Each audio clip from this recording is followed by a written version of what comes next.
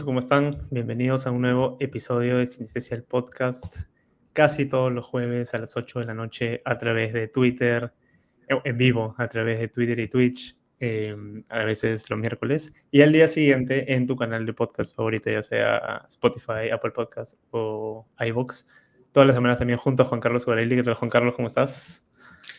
Hola Carlos, ¿todo bien? Hoy ya tenemos un programa con varios títulos interesantes y estaba revisando la lista de títulos que tenemos hoy por comentar, que ya en un momento les decimos cuáles son, pero da la feliz coincidencia que 4 de ellos estuvieron en la competencia oficial del Festival de Venecia compitiendo por el León de Oro. Uno de ellos lo ganó. Y 3 de ellos están actualmente nominados en los Golden Globes. Así que es un programa con varios títulos que ya empiezan a ser de la temporada de premios, ¿no? Y seguramente en los próximos episodios del podcast también iremos comentando más películas que ya empiezan a llegar, muchas de ellas a cartelera y otras a las plataformas de streaming. Sí, sí, exacto. Este puede ser como el capítulo, el estreno oficial, casi extraoficial de la temporada de premios, ¿no? Y bueno, adelanto también, no sé, es una cuestión que tenemos que ver todavía con Juan Carlos. Quizás sea el último capítulo de la temporada, quizás hagamos un último capítulo para fin de año para hablar de nuestras películas favoritas. Tenemos que decidirlo porque ya entramos en esa temporada de fechas pesadas y fiestas. Eh, y ver si este capítulo pues, del recuento anual sale ya sea la próxima semana o la siguiente, bueno, ya les avisaremos, ¿no? Pero bueno, vamos a las películas de hoy, que en verdad son varios títulos y de los que vale la pena hablar un poco a profundidad incluso, ¿no? Eh, Arranquemos con Baby Girl, una de las películas, también, bueno, de la temporada de premios, pero una de las películas quizás más esperadas, probablemente por Juan Carlos, también por mí, porque es protagonizada por nada más y nada menos que su majestad Nicole Kidman, ¿no? Además en un papel que cruzamos los dedos, ojalá le signifique una nominación al Oscar. Bueno, más allá de si importa eso o no, igual nosotros que vemos el Oscar queremos verla ahí en la alfombra roja y queremos verla sentada en la mesa y ojalá además recibiendo el premio, ¿no? Este, yo adelanto que a mí no me gustó, o sea, me gustó la película, sí. Sé que a ti, Juan Carlos, te ha gustado más, así que me entusiasma un poco más escucharte a ti. Pero obviamente hay cosas que sí, por supuesto, que me han gustado de la película. Tal vez fui con las expectativas un poquito altas, pensé que iba a ser algo distinto, probablemente a lo que finalmente fue. Pero obviamente la actuación de los dos protagonistas me pareció extraordinaria. Ya profundizaré un poquito en eso. Igual cuéntanos de qué va, qué tal te pareció, y de ahí, como siempre, sigo opinando. De acuerdo, Baby Girl, Deseo Prohibido, es una película dirigida por Halina Reijn, cuenta con las actuaciones de Nicole Kidman, Harris Dickinson, Antonio Banderas, Sophie Wilde, entre otros. ¿De qué se trata? La CEO de una empresa de tecnología pone en peligro su carrera y su familia cuando se vuelve amante de un practicante de su compañía, quien es mucho más joven que ella.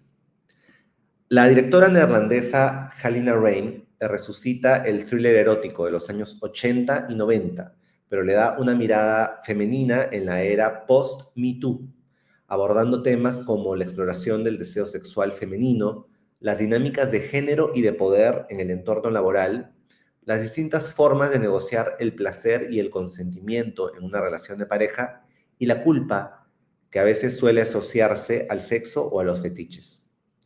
Entre las múltiples referencias de la directora y guionista Halina Reijn está Eyes Wide Shut de Stanley Kubrick, Infidelidad de Adrian Lyne o algunos títulos de Paul Verhoeven como Bajos Instintos o Él.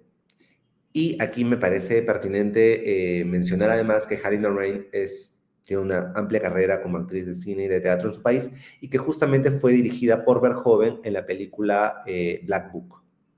Rain explora aquí el deseo ardiente de sus personajes y crea atmósferas cargadas de erotismo, de sensualidad y de búsqueda de placer, pero también retrata las punzadas de ansiedad, incertidumbre, vergüenza o confusión que aguijonean a su protagonista. Sin embargo, es crucial aquí que la directora jamás juzga las decisiones de sus personajes, ni los condena, ni mucho menos les propina un castigo final, como suele ocurrir en otros thrillers eróticos, donde todo aquel que sucumbe al deseo sexual recibe algún tipo de sanción moral o social. En el rol protagonista, Nicole Kidman demuestra una vez más su audacia y su inagotable capacidad de abrazar los riesgos, de estirar los límites de lo permitido, de explorar nuevas facetas de la experiencia humana. Es una actuación fenomenal, sensible, vulnerable, precisa en la modulación de cada diálogo, gesto o mirada, alternando entre la dominación que ejerce ella como CEO sobre sus trabajadores y la sumisión que busca esa misma mujer en la intimidad.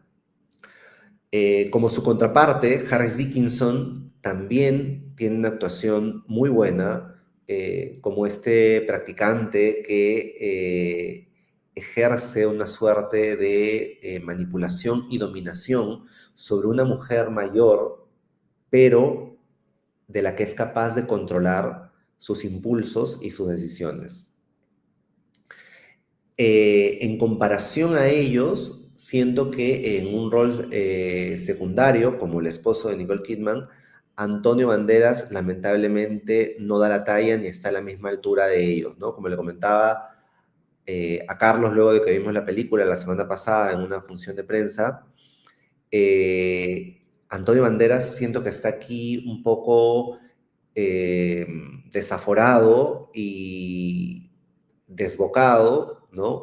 Y extraño esa contención de emociones que suele tener cuando actúa bajo las órdenes de Pedro Almodóvar, ¿no? Por ejemplo, en La piel que habito o Dolor y Gloria, donde está mucho más contenido, más sutil. Aquí no, aquí es todo lo contrario.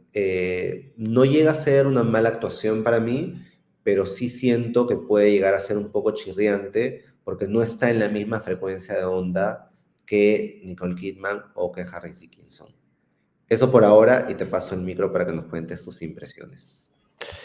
Perfecto, perfecto. Bueno, continuaré con Antonio Banderas entonces, ¿no? Ya que me la dejaste ahí rebotando en el borde del área. Bueno, sí, totalmente de acuerdo con lo de Antonio Banderas. Que además yo me había olvidado que estaba en la película y fue una grata sorpresa cuando sale. Lamentablemente duró poco la grata sorpresa, ¿no? Y empezó a volverse un problema porque desentona, como dice, ¿no? Es un poco como Banderas haciendo la gran Jared Leto, ¿no? Que siempre está en un tono totalmente distinto a sus colegas, ¿no? Que está haciendo una película diferente. Y claro, como además conversábamos detrás de bambalinas, eh, al ser un personaje relacionado además al teatro, un director teatro, termina siendo como una especie de caricatura, ¿no? De esto. Entonces sí, es uno de los puntos débiles para mí de la película. Como, ya que estoy en el plano negativo, digamos, actualmente, tampoco me convenció mucho los personajes de las hijas. Uno de ellos, la hija más pequeña, para mí no tiene nada que hacer ahí más que bailar de vez en cuando. Ambas son un poco este clásico cliché de hijas de pareja adinerada, digamos, de Estados Unidos, que son como medio rebeldes, ¿no? Pero que son incoherentes, personaje que hemos visto varias veces. El tema de, digamos, la dinámica con la hija mayor me parece que es algo que funciona un poco mejor, que igual queda subdesarrollado, me parece que podrían haber profundizado más en ello. Entiendo que le dan la mayoría de minutos a la dinámica de Nicole Kidman y Harry Dickinson, que es obviamente lo mejor de la película, pero creo que podrían haberse eh, hecho cosas más interesantes en relación a, valga la redundancia, la relación entre madre e hija, ¿no? Eso también me causó un poco de ruido. Y lo otro es el tema de la edición.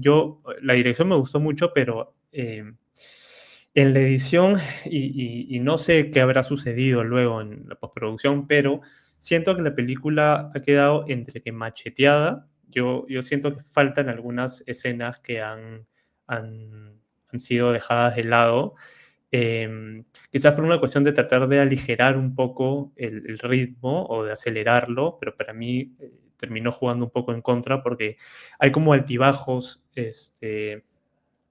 muy notorios que me sacan un poco justamente del ritmo de la película, de la melodía, y hay como una especie de un cierto abuso, quizás, de algunas como escenas de apoyo, ¿no? De estos planos generales, que entran en momentos donde a mi parecer no valía la pena ponerlos, sino seguir desarrollando un poco más la dinámica de estos personajes, ¿no? Ahora, en el plano positivo, como dije al comienzo, la actuación de ambos me pareció buenísima.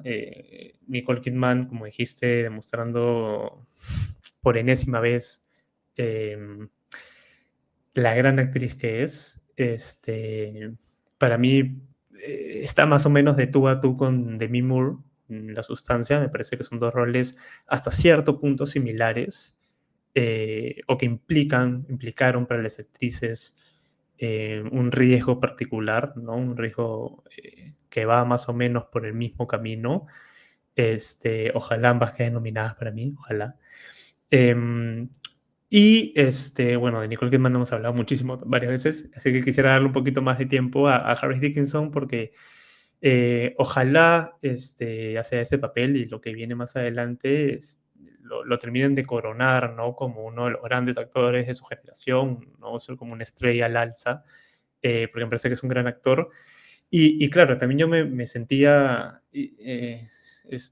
identificado, entre comillas, con él, ¿no? Sobre todo cuando he escuchado sus entrevistas donde contaba que a él le llegó el guión sabiendo que Nicole Kidman iba a ser su personaje y le costó atreverse, o sea, quería hacerlo, pero y me pongo en sus zapatos, ¿no? Es lo que me hubiera sucedido a mí si fuera actor, saber que voy a hacer ese papel con Nicole Kidman y lo que significaba para él Nicole Kidman, que básicamente es lo que significa para mí también, es como no solo salir de tu zona de confort, sino es hacer una especie como de viaje a de viaje y enfrentamiento, no con tus demonios, sino con todo lo contrario, ¿no? Una especie como con tus ángeles. Em, y me gusta mucho, porque hasta cierto punto, yo sé que es un actor, ¿no? Y que también lo está actuando, pero creo que es algo que sí se ve, que sí se nota, digamos, en esta dinámica, ¿no? Y que juega a favor, obviamente, para utilizarlo y sacarle la vuelta también, ¿no? A ver, voy por ahí. Cuéntanos un poco más qué opinas. Me imagino que todavía tienes más palabras. Bueno, sí, Harris Dickinson es un actor con una carrera ascendente, ¿no?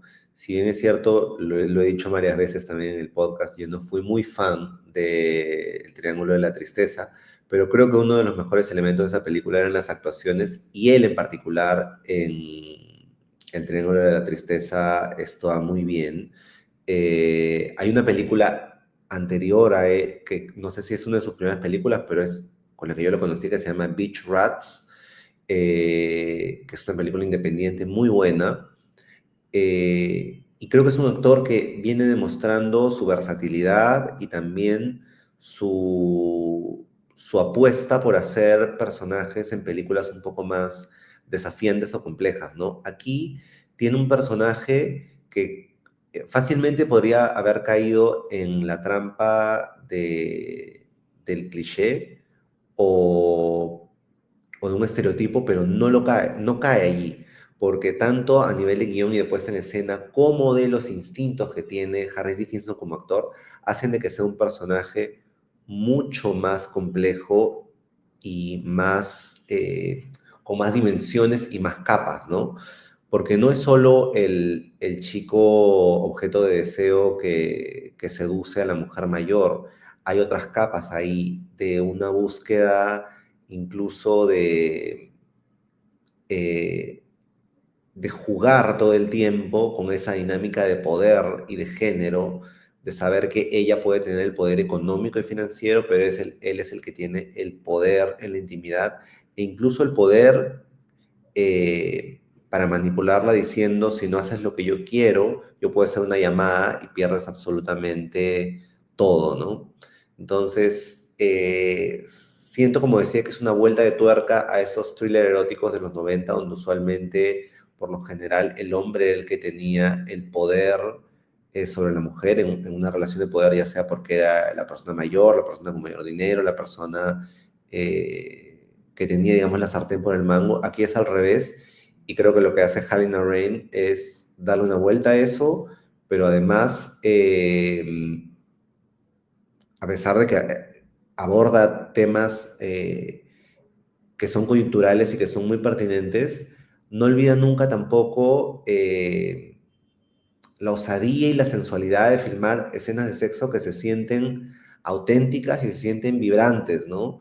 Y nos hemos mal acostumbrado, diría yo, espero que no se entienda mal, pero en los últimos años el cine, sobre todo estadounidense, se ha vuelto demasiado prudente, demasiado pacato y conservador, y se viene dejando de lado un poco temas más adultos por temor muchas veces a, qué sé yo, a ofender a espectadores más conservadores. Y Halina Rain, que de hecho es neerlandesa, es europea, más bien rescata ese tipo de cine que a veces suelen hacer directores como Paul Verhoeven u otros que exploran sin tabúes la sexualidad o el deseo sexual, que finalmente son parte de la experiencia humana también, ¿no? Sí, totalmente de acuerdo. Bueno, ya lo mencionaste, también le iba a decir que hay una, o sea, se siente un poco el tacto europeo que debe venir de la directora, ¿no? No sabía que era neerlandesa, pero bueno, ahí tiene sentido. Claro, porque además sale un poco de, que es algo que a mí me pasó, y esto en el plano positivo, ¿no? Que no me esperaba que la dinámica de poder iba a terminar yendo o iba a generar ciertas incertidumbres que normalmente no se ven en el cine estadounidense, em, donde uno acá, en este caso, en esta película, en realidad, y que me pareció de lo más bacán, digamos, el desarrollo, es que no sabes muy bien por dónde va a ir y no sabes cuáles son los intereses reales de los personajes, ¿no? Ni por qué son así, ni qué es lo que quieren hacer. Entonces hay una especie como de neblina bien espesa que, si bien, digamos, uno sospecha y se imagina que va a haber un clímax y que las cosas se van a salir del control, cosa que obviamente sucede, creo que lo anterior te mantiene pues en una tensión y un suspenso que no tiene o sea, no solo tiene que ver con el ritmo trepidante y lo que está siendo narrado, sino cómo, ¿no? Y ahí es donde yo le veo un poquito este halo medio europeo, donde además de que no es cucufato, como bien mencionas, tiene que ver con esto de confiar en el espectador, ¿no? De saber que el espectador va a sacar sus propias conclusiones y sus propias teorías. Y eso me pareció de lo más bacán, ¿no? En contraposición, por ejemplo, pondría la película esta Fair Play, que estuvo en Netflix, que está en Netflix, creo, em, que creo que tiene algunas similitudes. Siendo Fair Play me parece una versión, digamos, más a la gringa, ¿no? Em, pero que me parece que funcionan como dúo, como dupla, justamente para ver los parecidos y las diferencias marcadas también, ¿no? Me gustó mucho el humor también que hay por momentos en Baby Girl. Hay un momento donde, eh, sin entrar en spoilers, el personaje de Harry Dickinson le manda una bebida, ¿no? Que ella la toma, y al final cuando se va, creo que le dice algo así como Good Girl, ¿no? Y toda la sala como que dijo, así. Me pareció bien bacán. Y también quería cerrar diciendo que hubo alguito del personaje de Nicole Kidman que me hizo acordar a su papel en El sacrificio del ciervo sagrado. Algunos detalles. Me gustó más la actuación, obviamente, aquí en Baby Girl, debo decirlo. Pero hubo ahí un eco, digamos. Eso. Bueno, no sé si quieres decir algo más. Muy breve, solamente comentar que a nivel ya informativo, que Nicole Kidman ganó la Copa Volpi a la Mejor Actriz en el Festival de Venecia por esta película. Está actualmente nominada al Golden Globe como Mejor Actriz de Drama y cruzo los dedos para que finalmente llegue el quinteto de nominadas al Oscar, porque este año la competencia en esa categoría es brutal y muy reñida. Ahora sí, creo que podemos pasar al siguiente título. Listo. Bueno, caigo en cuenta recién. Yo sabía que iba a ser un capítulo de aquellos, digamos, donde nos iba a gustar un poco más por aquellas películas que están, pero recién he caído en cuenta que, que creo que puede ser tu capítulo favorito del año, ¿no? O va al top, ¿no? Porque claro, ahora vamos a hablar de La habitación de al lado, la nueva película de Pedro Almodóvar, director favorito de Juan Carlos. Creo, ¿no? Bueno, creo que ya lo he dicho y seguramente lo repetirá ahora. Que además es una muy buena película. Además, qué bueno, qué bueno. Tuve la oportunidad de verla en el cine en Buenos Aires. Yo no sabía que estaba estrenada, justo estuve de viaje en ese momento. Vimos con Inés que estaba en la cartelera y dijimos, vamos a verla de todas maneras, no perdamos tiempo. Y a mí me ha gustado mucho. Yo he ido asimilando la película. Actualmente, spoiler alert, creo que la pondría en mi top 10 del año. Hay muchas cosas que me parecen geniales e importantes de conversar y de ver, ¿no? Y que son no solo muy actuales, sino que funciona como toda expresión de arte, en este caso el cine, vivirlo de esa manera, ¿no? Verlo como espectador para que vayan instalándose ciertas cosas que esperemos cuajen, digamos, en la humanidad en general, ¿no? Pero bueno, ya para no irme tanto en floro, cuéntanos un poco de qué va, qué tal te pareció y de ahí yo entro a opinar. Perfecto. Solo un detallito chiquitito que me faltó mencionar de Baby Girl es que se estrena el 2 de enero en la cartelera peruana, no lo habíamos mencionado, pero nosotros hemos podido verla ya la semana pasada en una función de prensa. Ahora sí, entro a La habitación de al lado, dirigida por Pedro Almodóvar, cuenta con las actuaciones de Tilda Swinton, Julianne Moore, John Turturro, Alessandro Nivola, Juan Diego Botto, entre otros. ¿De qué trata? Ingrid y Martha fueron muy amigas en su juventud. Ambas trabajaban en la misma revista, pero Ingrid acabó convertida en novelista y Martha en reportera de guerra. Después de muchos años sin tener contacto, vuelven a encontrarse en una situación extrema que las une mucho más. Este es el primer largometraje del cineasta español Pedro Almodóvar en inglés, luego de un par de cortometrajes en esa lengua, La voz humana y Extraña forma de vida. Al margen del cambio de idioma, La habitación de al lado tiene todas las marcas y las huellas de su autor. A nivel temático, continúa esa exploración sobre la mortalidad que se ha venido acentuando en sus últimas películas, como Dolor y Gloria y Madres Paralelas, con la diferencia de que aquí las reflexiones sobre el fin de la propia existencia y sobre el legado que se deja antes de partir se enmarcan dentro del debate sobre la eutanasia y el derecho a una muerte digna. Pero a pesar de que el guión entrelace temas tan potencialmente espinosos como la muerte y el suicidio asistido, el tono de la película jamás es pesado ni sombrío. Por el contrario, es un drama o un melodrama, género que Almodóvar suele explorar con tanta maestría, que tiene tintes de humor negro y de sarcasmo, así como una mirada humanista y lúcida sobre las relaciones humanas. Por otro lado, también podemos encontrar otras marcas de su autor en las protagonistas femeninas y en la relación que se establece entre ellas. El personaje de Martha, interpretado por Tilda Swinton, es una heroína almodovariana en toda regla. Es una mujer fuerte, decidida y valiente que no le pide permiso a nadie para tomar las riendas de su propia vida y enfrentar cualquier obstáculo que se le presente en el camino. En este caso, la muerte. Las actuaciones de Tilda Swinton y Julianne Moore son notables, en la medida en la que ambas encuentran las dosis exactas de humanidad, de empatía, dignidad y generosidad con el otro, sin caer jamás en el sentimentalismo o en la exacerbación del dolor. A nivel visual, como en toda obra de Almodóvar, destaca el uso de esos colores primarios, vibrantes y encendidos. El clásico rojo que ilumina todas sus películas transmite aquí el atrevimiento, la osadía y la pasión de sus dos protagonistas. El traje amarillo que usa Tilda en una escena muy importante es una declaración del optimismo, de la felicidad, de la calidez con la que ella afronta sus dilemas.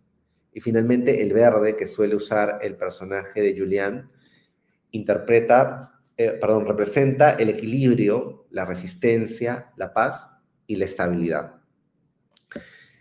Si bien es cierto, me parece una película casi perfecta, casi una obra maestra, lo que menos me convence de la película fueron un par de flashbacks que narran la juventud del personaje de Tilda y que se sienten un poco exacerbados y ligeramente desconectados del conjunto.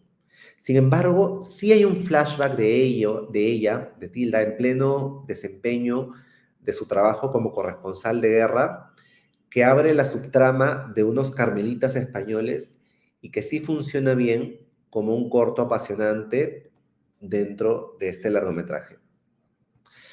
Finalmente, considero que el debut de Almodóvar en el largometraje en inglés es un nuevo triunfo en su filmografía. Al mismo tiempo, es una reflexión pertinente, aguda y sensible sobre la mortalidad y la eutanasia, y una celebración de los placeres de la vida y de la amistad femenina. Incluso, como telón de fondo, se abordan temas no menos relevantes como el cambio climático y la arremetida de los grupos conservadores y de ultraderecha.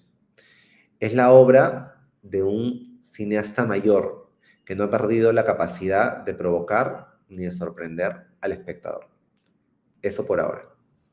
Sí, muy de acuerdo. Bueno, me había olvidado que yo hablé un poquito sobre esta película en el capítulo, uno de los capítulos pasados, pero igual quería esperar que la vieras y que la vieran, digamos, para poder desarrollar un poco más. Igual creo que todo lo que has dicho es lo que se debe decir y suscribo todo además. Em, pero a ver, por mencionar algunos de los puntos que comparto contigo y que me parecen altísimos en la película, bueno, la banda sonora de Iglesias, ¿no? Que me parece formidable. Totalmente de acuerdo con lo de los flashbacks, que también lo mencioné en el capítulo anterior. Creo que es lo que hace que eh, si tenemos que puntuarla, si tenemos que decidir en qué lugar en el ranking está Almodóvar, es lo que hace que no termine de consolidarse como una de sus obras maestras, pero sí siento que es una de sus mejores películas probablemente, o por lo menos los últimos años.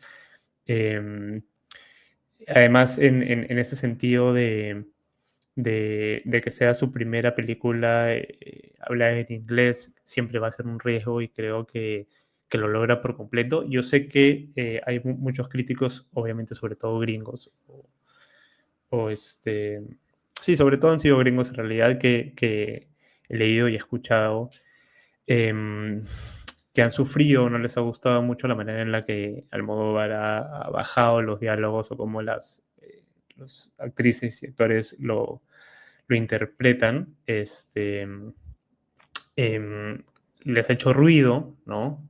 A mí no me parece, yo no lo sentí de esa manera, a mí me funciona perfecto, obviamente, porque también en su cine es así, o sea, no es que haya una diferencia entre cómo declaman los actores cuando hablan en español en su cine, ¿no?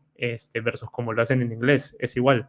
Entonces, el problema creo que es que no han visto suficientes películas de Almodóvar o que simplemente al no hablar español no han podido hacer, digamos, ese link, ¿no? Pero me parece que está dentro totalmente de su universo cinematográfico, ¿no? Y volviendo un poquito a lo del flashback, hubo un momento, como mencioné también en el capítulo pasado, donde casi se me cae la película, ¿no? Que tiene que ver con este preciso instante donde hay una casa que se quema. Y es como una escena como muy excesiva y hasta que un poquito como cruda y barata y como que se sentía que no había sido bien terminado, que ya está, ya sabes que no funciona mucho, pero la metemos nomás. Hasta que hay gran referencia, homenaje a esta pintura eh, famosa que se llama El Mundo de Cristina, Christina's World, de esta chica caída en el campo con la casa al fondo, donde me terminó o sea, sentí que Almodóvar dijo, voy a hacerlo porque quiero meter esta referencia, y si hay un director que se ha ganado, que no solo se ha ganado el derecho a hacerlo, sino que al hacerlo, eh, mejora aún lo que está haciendo es Almodóvar. Entonces, pasé de taparme la cara con las manos a casi pararme a aplaudir solo por ese momento. Aplauso que sucedió también, esto como anécdota, en un momento donde el personaje de John Turturro, que le mete ahí su chiquita, más que su chiquita, su grandaza al neoliberalismo y al fascismo, y al capitalismo, ¿no? Y no me acuerdo cuál es la frase exacta, creo que tú sí la sabes, donde, cosa que no sucedería en el cine acá, ¿no? No veo a la gente de Cineplanet Alcázar pararse a aplaudir. Sucedió en ese momento cuando el personaje hace ese comentario donde todo, o buena parte de la sala gritó y aplaudió, etcétera, ¿no? Bueno, a ver, eso por ahora. Me imagino que tienes más que decir todavía. Sí, bueno, al igual que tú también leí algunas críticas de críticos profesionales estadounidenses a los que no les convenció el debut de Almodóvar en inglés, sentían que los diálogos parecían traducidos del español a inglés, que eran poco naturales, pero igual que tú, yo pienso que son totalmente consecuentes con el universo almodovariano. Las películas de Almodóvar no apuestan a ser completamente realistas. Sus películas tienen esta ligera exacerbación de los sentimientos, de las emociones, los personajes pueden llegar a ser declamativos, pero es totalmente consecuente con su obra y con el homenaje que suele hacer Almodóvar en sus películas siempre al género del melodrama, ¿no? Eh, por otro lado, también es una película, como has mencionado, tiene esta referencia pictórica, pero también tiene algunas referencias a nivel cinematográfico. He sabido que Almodóvar, pues, admira a los grandes maestros, ¿no? Como Bergman y como Hitchcock. Y aquí, sin entrar en spoilers, vamos a decir que en el desenlace hay una aparición de un personaje que tiene un aura de misterio y de ambigüedad con los cuales Almodóvar, de manera muy sutil, a su manera rinde homenaje a Persona de Bergman y a Vértigo de Hitchcock, ¿no? Porque es un cineasta evidentemente muy cinéfilo también y que logra transmitir su cinefilia a través de su cine. Eso por un lado, y también hay esta referencia a una película, me parece que es de una película de Dead, la película de Dead, en la cual un personaje tiene una narración sobre la nieve y el significado de la caída de la nieve, ¿no? Y esto se vuelve un tema recurrente en la película porque el personaje de Tilda repite dos veces el diálogo de The Dead y cobra un significado especial en el final también. Y siento que es un final poético, sugerente, bellísimo, con el cual la nieve sirve como una metáfora, una alegoría de la muerte, ¿no? Porque es algo que finalmente cae sobre todos y cae y nos envuelve, como puede ocurrir, por ejemplo, también con la muerte. Creo que es una película que ya he tenido la oportunidad de ver dos veces y no puedo esperar a verla otra vez, porque siempre me pasa con el cine de Almodóvar que cada vez que veo sus películas, aunque ya las haya visto antes, les encuentro nuevas capas, nuevas lecturas, nuevas referencias y y la interpretación se va volviendo cada vez más enriquecedora. Sí, ya para cerrar de mi lado, bueno, también de acuerdo con lo que acabas de decir, esa decisión final me parece, me encantó, me encantó. No es en lo absoluto gratuita, como has mencionado, sino tiene todo el sentido del mundo. Em, Pocos pueden hacerlo, pocos directores pueden hacerlo, pocos actores o actrices también pueden llevarlo a cabo, ¿no? Aquí todo cuajó. Además, es un poco, esa película es un poco como, eh, jugar a, ok, ¿qué dos actores o qué dos actrices quisieras que tal director dirigiera? ¿No? Y es como Julianne Moore y Tilda Swinton con Almodóvar, básicamente es el sueño mojado, el sueño húmedo de muchos, ¿no? Este, y por fin lo pudimos ver, ¿no? Gracias, Pedro, por ello. Tremendas actrices, ¿no? Y sí, lo de las tomas de la nieve, o sea, fuera de la belleza que suceden un par de veces durante la película, todas las capas y el mensaje que tienen detrás, que ya mencionaste y que terminan cerrando el círculo, me parece formidable, ¿no? Película muy sensible, bueno, como lo es Almodóvar y como lo es su cine, ¿no? No sé si quieres decir algo más sobre ella. Dos datos cortitos. El primero es que ganó el León de Oro en el Festival de Venecia. Es la primera vez que Almodóvar recibió un premio a Mejor Película en uno de los tres principales festivales del mundo. Ya era hora, o sea, era hora hace mucho tiempo y finalmente ocurrió gracias de manera especial a Isabel Huppert, que fue la presidenta del jurado. Y lo otro es que la película ya se estrena hoy, 19 de diciembre, en la cartelera peruana para quienes están viendo la transmisión en vivo. Y quisiera soltar ese dato que además tú me lo hiciste notar el otro día, que es que el personaje, ¿no? del flashback de Tilda Swinton de chibola, de joven, es la misma actriz que sale en Baby Girl, ¿no? Sí, que Esther McGregor interpreta a la hija de Nicole Kidman en Baby Girl y al personaje de Tilda Swinton de joven en La habitación de al lado y es hija de Ewan McGregor. Datazo. Así que bueno, creo que ya pasamos a la siguiente. ¿Quisieras decir algo más sobre ella? Perfecto. Entonces continuamos con la siguiente, que es Queer, la nueva película de Luca Guadagnino, la segunda película en cartelera de este director este año.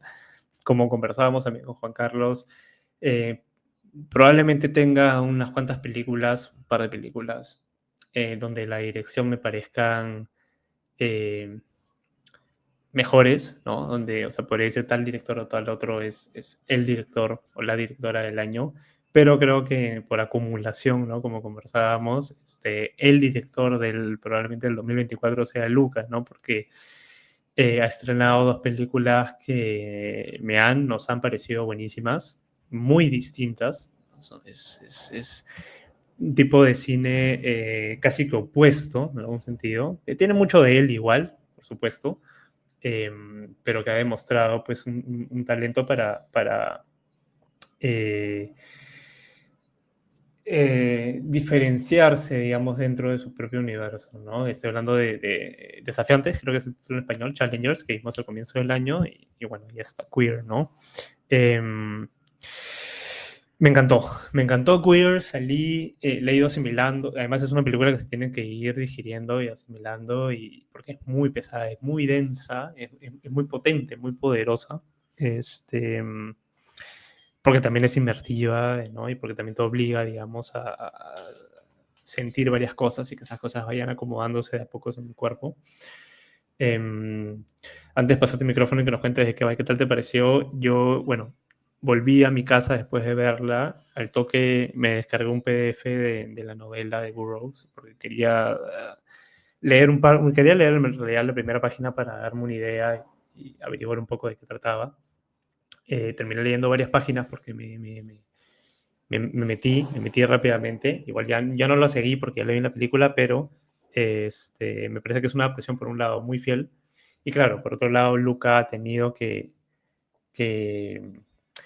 sumarle, quitarle algunas cosas, ¿no? Y sumarle ciertas cosas relacionadas sobre todo a este viaje a Sudamérica, ya que fue una novela inconclusa, aparte que la tuvo que publicar 30 años después de escribirla.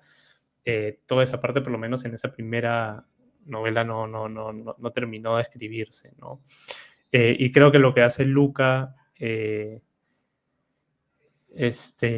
decisión que toma de ese final, digamos, eh, hacer una especie como de cambio de tono o volverlo un poco más no sé si inmersivo o experimental, o un poco más de sensación de homenaje en todo caso, al cine y también a la propia novela o a lo que él interpretó, que es lo que le sucedía al autor. Me pareció una buena decisión, ¿no? Para no competir contra, contra la idea y contra la forma de escribir del autor, sino hacer algo que fuera un toque distinto, un poco diferente a lo que había escrito, pero que no se sintiera ni foráneo, ni inadecuado, ni distinto, valga la redundancia, al contenido en sí, ¿no? Yo creo que funciona muy bien. Pero bueno, a ver, cuéntanos de qué va, qué tal te pareció y de ahí entro a opinar. Bueno, Queer es la nueva película del director italiano Luca Guadagnino. Cuenta con las actuaciones de Daniel Craig, Drew Starkey, Jason Schwartzman, Leslie Manville, entre otros. ¿De qué se trata? 1950. William Lee, un expatriado estadounidense, pasa sus días a solas en la Ciudad de México. Su encuentro con Eugene Allerton, un joven estadounidense estudiante recién llegado a la ciudad, le muestra por primera vez que finalmente podría ser posible establecer una conexión íntima con alguien. Apenas 8 meses después del estreno de Challengers, llega a nuestra cartelera otro largometraje dirigido por Luca Guadagnino, Queer. Aunque son películas distintas en forma y tono, están unidas por la búsqueda del anhelo, la imperiosa necesidad de estar con una persona, de quererla y no poder tenerla. No en vano, ambas películas han sido escritas por el mismo guionista, Justin Kurtzk. Kurtzk adapta la novela homónima de William S. Burroughs y Guadagnino la lleva a su terreno cinematográfico. A diferencia de Challengers, donde el tono era más lúdico, más hiperactivo y más jovial, en Queer el tono es más introspectivo, más sutil e incluso más conmovedor, aunque también se permite algunos momentos de humor. La película ofrece el retrato de un hombre gay de unos 50 años que se siente muy solo a pesar de estar siempre rodeado de amigos y conocidos y que no logra conectarse con nadie a un nivel emocional hasta que conoce a Eugene, un estudiante mucho más joven que él, de quien se enamora y quien se convierte en su obsesión y su objeto de deseo. En películas como Llámame por tu nombre o Challengers, Guadagnino supo filmar de manera palpable la tensión homoerótica y el fervor entre dos hombres. Pero en Queer explora formas incluso más poéticas, sin perder de vista la sensualidad de filmar ese anhelo, mostrando alucinaciones en las que el protagonista Lee fantasea con poder acariciar el rostro o el cuerpo de Eugene y materializar a través del tacto la búsqueda de una conexión emocional que despierte sensaciones profundas. En el rol protagonista, el actor británico Daniel Craig ofrece la mejor actuación de su carrera hasta el momento. Para mí, una actuación consagratoria. Se despoja de toda esa brusquedad y esa impenetrable coraza que tenía cuando hacía de James Bond para encarnar aquí a un personaje mucho más vulnerable, autodestructivo y petulante, pero también preso de una soledad que lo agobia. Es una actuación sorprendente, desgarradora y vibrante, que debería valerle su primera nominación al Oscar. A nivel técnico, la película es tan lograda como Challengers, ¿no? La fotografía tiene momentos de gran inspiración visual y la música, nuevamente, a cargo de los colaboradores habituales de Guadagnino, que son Trent Reznor y Atticus Ross, tiene momentos también de una sugerente melancolía, sensualidad, anhelo, en fin, son dos compositores que, como ya hemos comentado antes, cuando hemos hablado de otras películas en las que ellos han compuesto la música, logran acompañar de manera muy precisa las imágenes que estamos viendo y de crear atmósferas y sensaciones a partir de sus composiciones que en este caso pueden llegar a ser disruptivas, pero nunca distraen de todo el propósito narrativo que tiene el director. Eso por ahora. Sí, muy, muy bueno, muy de acuerdo con todo. Así como Luca Guadagnino podría ser el director del año, Atticus y Trent, los músicos también del año, ¿no? Después de dejarnos, además, justamente para ambas películas del mismo director, ¿no? La banda sonora de Challengers, para mí la mejor del año, con distancia, come solita, ¿no? Tiene una mesa para uno, sus platos para ella y nada más. Nada más. Pero esta banda sonora me pareció buenísima también. Ya la he escuchado un par de veces en Spotify. Funciona muy bien con la película, funciona también muy bien sin ver la película. Este, también la recontra recomiendo, incluyendo el tema cantado por Caetano Veloso, que creo que es guardado por el final, si no me acuerdo. Yo estoy toda la película esperando en qué momento iba a llegar y creo que aparecen los créditos finales o por el final, me parece. Y también, bueno, las canciones, el soundtrack, digamos, de la película que arranca con con All Apologies, me parece, de O'Connor, o cantada por O'Connor, me parece buenísima. Toda la elección de canciones me parece también formidable. Lo de la cinematografía, como dices, es una locura. Es increíble que hayan nominado a Wicked y que esta no quede, pero bueno, en fin, es una conversación que hemos tenido también detrás de bambalinas. Y después, claro, cuando he ido descubriendo un poco, ¿no? Que es algo que también hemos conversado, que la película fue toda rodada en Chinechita, que me parece una genial decisión porque mientras yo veía la película, sentía esta sensación como de estudio y avejentada y hasta un poco como Hitchcock, digamos, y me gustó mucho, ¿no? No tenía ni idea, no había investigado de cómo lo habían hecho, de qué era, pantalla, pintura, yo qué sé, de ahí entendí, literalmente todo ha sido grabado en estudio, incluyendo la secuencia de la selva. Cuentan en las entrevistas que se han tenido toneladas de tierra y de arbustos, etcétera. Que además de lo enriquecedor visualmente que significa esto, me parece que es una buena decisión para poder representar cierto lugar, cierto contexto, cierta época, y que no se sienta fallido o estridente, ¿no? Sino es, ok, vamos a optar por esta opción que se siente, entre comillas, artificial, pero que le da un gusto distinto, ¿no? Y una, una propuesta artística, digamos, más elevada o muy interesante, que además, después, sumando lo de las miniaturas y todo el trabajo en miniaturas que han hecho, que es espectacular, tiene aún más sentido, ¿no? Y para mí le sube un punto. Eh, que cuando uno mezcla todo, cuando sumas todo eso, por ejemplo, aquella escena en el cine, me parece formidable, ¿no? Yo quería pararme a aplaudir, donde se da la miniatura al cine, el homenaje al cine mismo, es meta, la película que se está proyectando, el brazo etérico de Daniel Craig, ¿no? Haciéndole cariño al otro protagonista, fue el gran momento de emoticón del cigarro, ¿no? El cine. De ahí el personaje de Jason Schwartzman me parece buenísimo también. Fue una grata sorpresa verlo en un rol así, muy peculiar. Me parece que es un gran actor. A veces aparece, a veces desaparece, pero cuando lo hace bien está muy bien. Lo de Daniel Craig, como mencionabas, es buenísimo. No solo ojalá no lo nominen, sino si gana. Yo estaría muy feliz. Todavía me faltan ver un par de papeles. Tú no, Timmy, pero los otros sí. Bueno, la secuencia de la ayahuasca, todo lo que tiene que ver con este viaje a Sudamérica y la toma de la ayahuasca me pareció bastante bacán.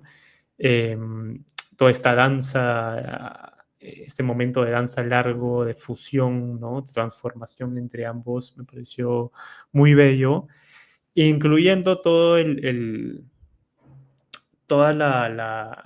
clímax, el final, digamos, donde ya Luca entra en un cine un poco más lynchiano, ¿no? Quizás, que puede sentirse, o que puede hacer ruido, o puede sentirse un poco pretencioso. A mí me funcionó. Yo llegué a ese momento de la película subido al coche, entonces no me molestó.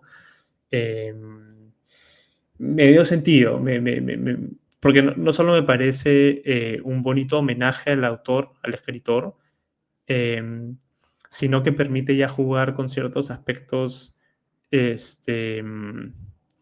psicológicos, mentales, que son parte no solo de lo que él vivió, el protagonista, autor, vivió en ese momento, sino todo lo que sucede en relación a su historia personal fuera de esta novela, incluyendo el trágico accidente con su esposa y un largo etcétera, que está ahí, ¿no? Entonces, me parece que simbólicamente funciona muy bien, que tal vez más allá de la película se tiene que saber un poco, se tiene que leer un poco sobre el autor, puede ser, pero me pareció un buen gesto de Luca hacerlo y dejarlo de esa manera, ¿no? Bueno, a ver, eso por ahora, me imagino que tienes más que decir todavía. Sí, un par de detalles más. Lo primero es rescatando un comentario que hiciste sobre, por un lado, o sea, claro, el score, que es la música instrumental compuesta por Trent Reznor y Atticus Ross, pero también están estos needle drops, que es el uso de canciones ya preexistentes, ¿no? Está por un lado la Apologies de Sinéad O'Connor, que bien mencionaste, y también me gusta el uso de Come As You Are de Nirvana, que siento que está usada en un buen contexto aquí. Y lo último que quería decir es que no tenía idea yo de que actuaba en esta película la gran actriz británica Leslie Manville, ¿no? Eh, a quien amo desde hace mucho tiempo, fue la musa de Mike Leigh en ese peliculón llamado Another Year, fue la musa de Paul Thomas Anderson en El Hilo Fantasma, por la cual la nominaron al Oscar. Bueno, está un sinfín de películas, ¿no? La hemos visto este año también como la abuelita de Amy Winehouse en Back to Black, el año pasado en la serie The Crown como la princesa Margarita, y no tenía idea yo que salía aquí, y tiene un personaje muy, muy particular en el tercer capítulo de la película, que está ambientado en la selva, y es una actrizota, ¿no? Tiene una versatilidad y una capacidad de hacer personajes siempre de alguna manera extremos o que tienen una crudeza emocional muy fuerte, ¿no? Me ha gustado mucho Queer, ¿no? Me ha gustado a nivel de puesta en escena, dirección, de actuaciones, de guión, de música, eh, y junto con Challengers conforman un díptico muy interesante de lo que ha hecho Guadagnino este año. Y como decía al inicio, están hermanadas por esta búsqueda del anhelo, del deseo entre dos personajes masculinos. Son muy distintas también en tono y en propuesta, pero ambas muy valiosas, ¿no? Y ambas con muchas opciones de entrar a mi top del año. Sí, quisiera cerrar recomendando para los que tengan tiempo y para los que les gusta conocer y enterarse un poco más de lo que sucede detrás de las cámaras de producción y anécdotas de las películas, que vean estas entrevistas, clásicas entrevistas del año en la temporada de premios de Variety, que leí, me enteré por ahí que son los, bueno, no actores, sino productores de las películas quienes pagan a Variety para que vayan sus actores. Yo pensé que era al revés, pero bueno, tiene sentido, digamos, para hacer publicidad. Pero fuera de eso, hay muy buenas conversaciones entre distintos actores. Por ejemplo, Daniel Craig tiene una entrevista, el coprotagonista cuyo nombre se me ha ido, también tiene otra, me parece que con Harris Dickinson, yo ya las vi y ahí te enteras mucho de cómo fue el proceso, de lo que hicieron, cómo lo hicieron, la manera de actuar, la manera de dirigir de Luca, o sea, es muy enriquecedor en ese sentido, ¿no? Lo recomiendo para el que le interese ir un poquito más allá de la película en sí también, ¿no? Así que bueno, eso. No sé si quieres decir algo más o pasamos a la siguiente. Ya. Bueno, igual creo que con los tres títulos que han sido como los grandes, tenemos ya programa hecho, pero yo creo que vale la pena hablar un poquito de algunas películas. Quiero mencionar sobre El Conde de Montecristo, que la vi justamente ayer en la noche. Película que estuvo en Cannes, se me pasó, pero escuché muy buenas críticas y me interesaba mucho ir a ella, verla. Y realmente es muy buena, es una película épica. Bueno, no sé si quieres contar un poquito de qué va y de ahí mejor ya, perfecto. Y de ahí sigo opinando.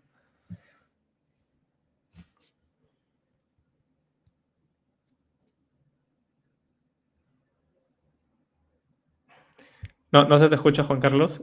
¿Estás en mute? Perdón, no me di cuenta. El Conde de Montecristo es dirigida por Alexandre de la Patelière y Mathieu Delaporte. Cuenta con las actuaciones de Pierre Nini, Anaïs de Moustier, Laurent Lafitte, entre otros. ¿De qué se trata? Todos los sueños del joven Edmundo Dante están a punto de hacerse realidad y por fin podrá casarse con el amor de su vida, Mercedes. Pero su éxito inspira la envidia desde varios frentes. Traicionado por sus rivales y denunciado como miembro de una conspiración pro Bonaparte, es encarcelado sin juicio. Su compañero de prisión le habla del legendario tesoro escondido en la isla de Montecristo, y Dante sueña con escapar y urdir un plan extraordinario para vengarse de sus poderosos enemigos. Sí, bueno, a ver, Conde de Montecristo es una de las novelas más famosas de la literatura francesa y de la literatura en general. Yo no la he leído, pero mi aproximación a esta historia había sido aquella película del 2002, creo que protagonizada por Jim Caviezel y Guy Pearce y no me acuerdo quién es más, que es una adaptación pero también bastante libre. Es algo que me gustó mucho de esta versión, que además dura 3 horas y que creo que es más épica y que se siente y que vuela, se pasa muy rápido, parece que dura 2 horas, es que cuenta una historia totalmente distinta a aquella versión que no es original, pero aquella versión que era la referencia que yo tenía, ¿no? Entonces vi o sea, salvo algunas cosas que obviamente comparten, ¿no? Algunos, no solo detalles, momentos importantes de la trama, hay varias diferencias marcadas que hacen que esta experiencia sea totalmente nueva. Entonces, para los que ya vieron esa versión, les recomiendo que vean esta, que es más fidedigna a la novela, eh, y que no solo cuenta otras cosas, sino que las cuenta muy distintas, ¿no? Porque aquí lo que vemos es un conde de Montecristo que más que buscar justicia, que es lo que dice que busca, ¿no? A diferencia de aquella versión gringa, eh, es un conde bastante más vengativo, donde hace una serie de planes maquiavélicos por una sed de venganza muy fuerte, ¿no? Entonces, este, es un poco es el tono, digamos, que acompaña la película más allá de la gran épica. Muy buenas actuaciones, muy divertida la película. Algo que me gustó bastante es que los directores eh, se sienten, no sé si es una decisión propia, pero de hacer que sea más una especie de película por encargo. Entonces, no hay una pluma marcada, no hay una puesta de escena eh, muy desarrollada, que es algo que a mí me gusta mucho, sí, pero creo que en una historia como esta no es necesario, digamos, que el director o los directores se acentúen, sino que simplemente narren y cuenten, digamos, de una forma no plana, pero sin que ellos sean protagonistas, ¿no? Y aún así funciona muy bien. Bueno, eso, me imagino que va a seguir en el cine. Fue un estreno de la semana pasada, si mal no recuerdo. Este, vayan a verla los que no han visto, los que no conocen esa historia, porque es una de las grandes historias de la humanidad. Y vayan a ver los que vieron, o los que leyeron la novela o vieron la película la más conocida, digamos, del 2002, porque van a tener una experiencia totalmente distinta. Así que bueno, eso sobre el Conde. Eh, Todavía tenemos un poco de tiempo para hablar sobre un par de títulos. Bajemos un poco la valla, ¿no? Y pasemos a una película que no sé por qué hemos visto. Un poco por morbo, ¿no? Como mencionabas. Yo literalmente la vi con Inés un día, una noche, donde estábamos cansados y no sabíamos qué ver. Donde un poco que es como que el espacio donde suele caer Netflix, ¿no? Tiene grandes series y películas, es verdad, sí, sí, hay excepciones, pero también suele ser un plan de, bueno, no sé qué ver, estoy cansado, quiero ver algo ligero, vamos con Carry On o Equipaje de Mano, la película que estoy hablando, últimos estrenos de Netflix, este, a ver, sí, la vi toda, porque podría haberla cortado, me entretuvo, ok, sí, pero es una de las películas más inverosímiles que he visto en este año, ¿no? Y pasa factura eso, ¿no? Bueno, a ver, cuenta de qué va, qué tal te pareció y de ahí sigo. De acuerdo, Equipaje de mano o Carry On es su título original en inglés. Es una película dirigida por Jaume Collet Serra, cuenta con las actuaciones de Taron Egerton, Jason Bateman, Sofía Carson, Daniel Deadwyler, entre otros. ¿De qué se trata? El día de Nochebuena, un pasajero misterioso chantajea a un joven agente de la Administración de Seguridad en el Transporte para que le deje subir un paquete peligroso al avión. El director Jaume Collet Serra es un cineasta catalán, ¿no? Que ha hecho carrera en Hollywood con títulos como La Casa de Cera, La Huérfana, The Shallows, tiene un par de thrillers ahí con Liam Neeson, ¿no? Como Unknown o Non-Stop. Y luego también tiene un par de títulos con Dwayne Johnson, ¿no? Como Jungle Cruise y Black Adam. De todas ellas, creo que la única que he visto es Black Adam, que me pareció un despropósito. Eh, y no tenía tantas expectativas sobre esta película, pero igual la vi porque estaba en el top de lo más visto en Netflix, lo cual nunca es garantía, pero dije, bueno, tiene buenos actores, Taron Egerton, Jason Bateman, eh, así que me animé a verla por curiosidad el fin de semana y recuerdo que lo comentábamos también antes del programa con Carlos, me ha parecido muy entretenida, sí, o sea, en todo momento te mantiene en vilo y te mantiene pegado a ver cómo se va desarrollando la trama, pero también recuerdo haberle escrito a Carlos luego de verla que si hubiera hecho un juego de tomar un shot de mi licor de elección cada vez que ocurría alguna situación inverosímil, forzada o ridícula durante la película, habría terminado con coma etílico, porque se suceden una serie de situaciones completamente forzadas y ridículas. Es cierto que en el cine existe la suspensión de la credibilidad y que en los géneros hay situaciones que uno dice, ok, dentro del argumento de la película yo puedo conceder que puede ocurrir una cosa así, ¿no? Nos pasa en el cine de superhéroes o en los musicales, que hay cosas que uno dice, ok, puedo creer que en el universo o en el género de la película esto podría pasar. Pero aquí eso ya o sea, es como que un chofer atropella esto y pasa sobre el cadáver varias veces y se sienta completamente en toda la lógica y toda la razón. Aquí tenemos a un protagonista que, si bien es cierto, trabaja dentro del aeropuerto y es parte de la Administración de Seguridad en el Transporte, que son las personas que van controlando los equipajes de mano antes de que uno pase a la sala de embarque.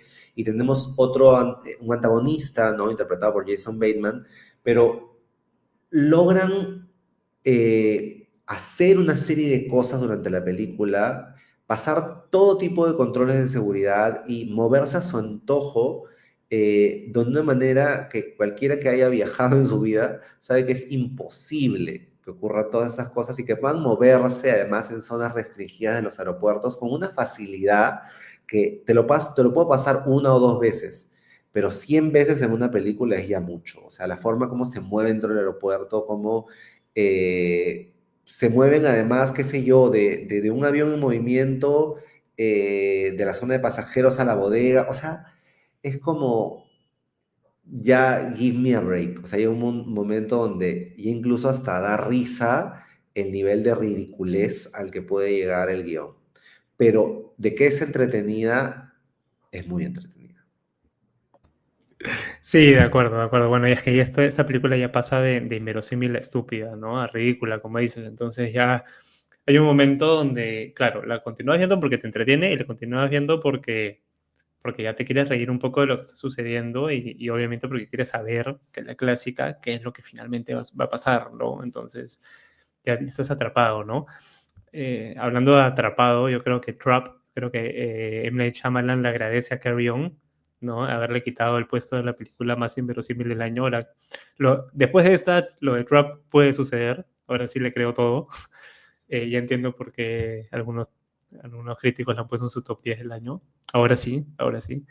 Este, y claro, bueno, para los que no la han visto, se animarán a verla después de escuchar esto, yo qué sé.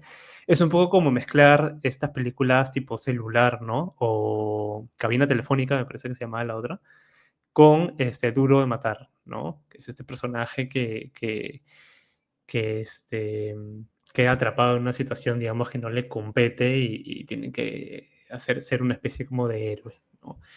Pero como bien dice Juan Carlos, para todos los que saben lo que es estar en un aeropuerto y la sensación y el feeling de ser un viajero, pucha, no hay casi que nada en la película que sea realista, ¿no?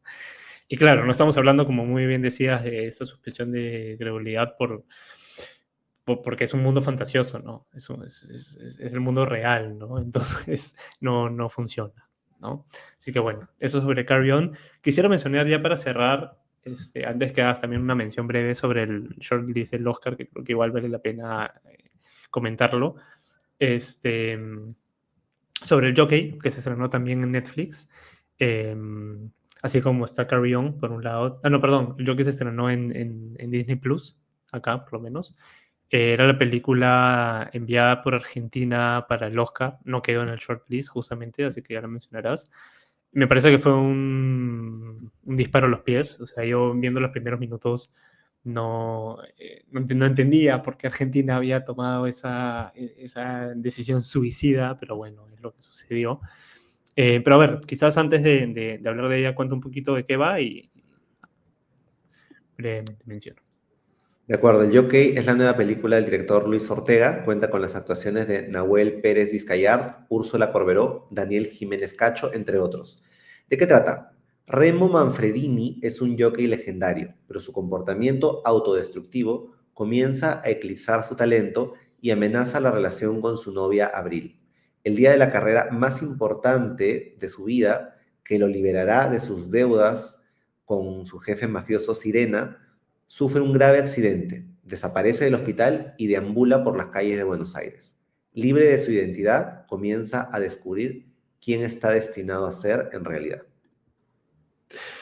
Ya, sí, bueno, si bien esa es la premisa, la sinopsis, en realidad es como que un poquito que la cáscara del huevo que se rompe inmediatamente, porque es un poco la presentación. Ojo, película que recomiendo muchísimo, ¿ah? Em, porque es este cine que se atreve a ir por caminos no solo artísticos, sino que normalmente uno no quiere transitar ni como espectador ni como creador porque hay mucho riesgo y hay mucho autofusilamiento, ¿no? De hecho, los primeros minutos de la película me parecían de una pretensión altísima y me costó aceptarla, pero era sobre todo, para mí al menos, porque no entendía todavía el propósito y no entendía la intención y no entendía de por dónde estaba yendo esto, ¿no? Hay un momento donde hice clic con la propuesta, donde ya cuajé, digamos, con lo que el director, que es algo totalmente distinto al Ángel, quiere hacer, ¿no? Con el juego que propone, y ahí ya se vuelve una experiencia totalmente distinta, muy disfrutable, muy lúdica, muy divertida, donde uno tiene que, y esto lo digo para los que se animen a verla, ¿no? Porque igual uno puede odiarla o amarla, creo que es muy difícil quedar en el medio, pero que uno tiene que abrazar lo absurdo, ¿no? Es una película muy absurda, es absurdamente absurda. Y es un constante del absurdo, ¿no? Y dentro de eso, cuando ya entras con el tono y con el juego propuesto, hay momentos divertidísimos, hay momentos muy graciosos, pero muy, muy graciosos. Hay muchos trucos, hay muchas fórmulas del cine, hay muchos homenajes, hay muchas referencias. Entonces termina siendo un disparate, ¿no? Que obviamente hace que sea, por lo tanto, imperfecta. Nunca trata de ser tampoco perfecta. Pero cuando uno la acepta como el disparate que es, eh, termina siendo muy divertida, y entiendo por qué algunos la catalogan como una de las grandes películas del año. No entiendo por qué la enviaron al Oscar, porque O sea, está clarísimo que gran parte de la academia le iba a bajar el dedo de todas maneras. Pero es una propuesta muy valiosa, ojo. Está en Disney Plus. Si pueden, véanla, porque es muy difícil, sobre todo, encontrar una película como esta en el streaming y sobre todo en esa plataforma, ¿no? Así que qué bueno que esté ahí al menos. Bueno, eso sobre el Joker. Ya terminamos con las películas y tal vez vale la pena una breve mención sobre el shortlist del Oscar. Sí, de acuerdo.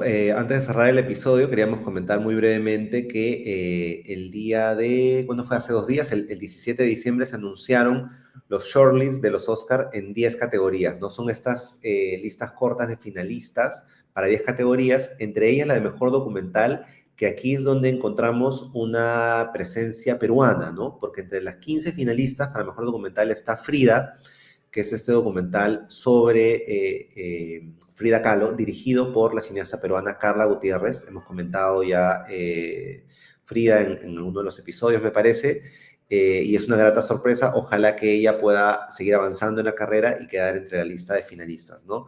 También está en el shortlist en esa categoría Willie Harper, que comentamos hace algunos episodios, que está en Netflix. También en Netflix está The Remarkable Life of Evelyn, muy buen documental. Y Daughters también está en Netflix. Está The Homie, que es la película que ganó el Oso de Oro en el Festival de Berlín, que también comentamos aquí en el podcast cuando estuvo en Lima Alterna. Y en la categoría de Mejor Película Internacional, lamentablemente no quedaron ni Yanaguara ni Reinas, que son 2 películas peruanas, una competida por Perú, la otra por Suiza. Pero sí tenemos una presencia latinoamericana con Yo estoy aquí, aún estoy aquí, que es la candidata de Brasil, película dirigida por Walter Sales, que ya está nominada en los Globos de Oro y los Critics' Choice, así que es esperadísima. También está Emilia Pérez, que es la frontrunner muy posible ganadora, o por lo menos la que en estos momentos de la carrera parece como llega muy bien posicionada. Está la danesa de Girl with the Needle, que estuvo en el Festival de Cine de Lima. Está la alemana La Semilla del Fruto Sagrado, que estuvo en la Semana del Cine de la Universidad de Lima, que comentamos también hace algunos episodios. Y está How to Make Billions Before Grandma Dies, que es una película tailandesa que hoy ingresa a nuestra cartelera. Así que vamos a ver qué pasa con ese tema de los shortlists. Entra una nueva etapa de votación ya para elegir a los nominados, que si mal no recuerdo se anuncian el 17 de enero. Buenísimo, buenísimo. Bueno, ahí a las expectativas de qué películas finalmente quedarán, ¿no? Algunas categorías que están ahí al rojo vivo, así que bueno. Listo, yo creo que hoy es todo por hoy. Muchas gracias por escucharnos, muchas gracias por vernos y muchas gracias, Juan Carlos, por acompañarme en un nuevo capítulo de Sinestesia el Podcast. Nos vemos pronto. Chau. Adiós.